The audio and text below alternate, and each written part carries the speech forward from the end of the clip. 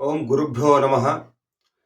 ಬಂಧುಗಳೇ, ಜಗತ್ತಿನಲ್ಲಿ ಯಾವ ದೇಶದಲ್ಲಿಯೂ ಇಲ್ಲದಂತಹ ಕ್ಲಿಷ್ಟಕರವಾದ ಮತ್ತು ಅತಿ ವಿಸ್ತೀರ್ಣವಾದಂತಹ ಜಾತಿಯ ಜಾಳಿಗೆ ಎಲ್ಲಿದೆ ಅಂದ್ರೆ ನಮ್ಮ ದೇಶದಲ್ಲಿದೆ.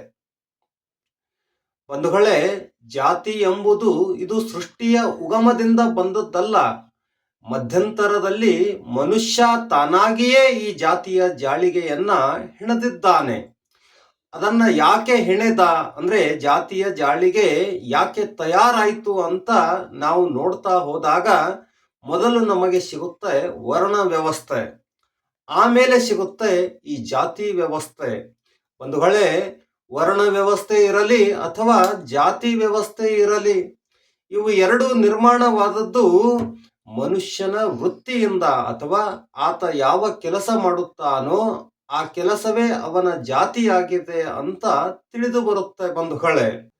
ಬಂಧುಗಳೇ, ಮನುಷ್ಯ ಮಾಡುವ ಕೆಲಸವೇ ಆತನ ಜಾತಿಯಾಗಿದ್ದು ನಿಜವಾಗಿದ್ರೆ ನನ್ನ ಪ್ರಕಾರ ಇನ್ನೂ ಕೆಲವೊಂದು ಜಾತಿಗಳು ನಿರ್ಮಾಣವಾಗಬೇಕಾಗಿತ್ತು. ಆ ಜಾತಿಗಳು ಯಾಕೆ ನಿರ್ಮಾಣವಾಗಿಲ್ಲ ಅನ್ನೋದೇ ನನ್ನ ಪ್ರಶ್ನೆ. ಬಂಧುಗಳೇ, ಆ ಜಾತಿಗಳು ಯಾವುವು ಅಂತ ನೀವು ಕೇಳಿದ್ರೆ ಕೇಳಿ.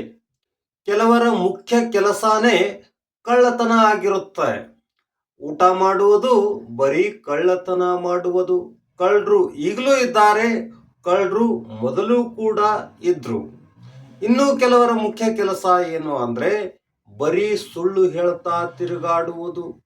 ಸುಳ್ಳು ಹೇಳುವುದೇ ಅವರ ಮುಖ್ಯ ಕೆಲಸ. ಬಂಧುಗಳೇ, ಇನ್ನು ಕೆಲವರ ಮುಖ್ಯ ಕೆಲಸ ಏನಿರುತ್ತೆ? ಬರೀ ಟೊಪ್ಪಿಗೆ ಹಾಕುವುದು ಮುಗ್ಧರಿಗೆ.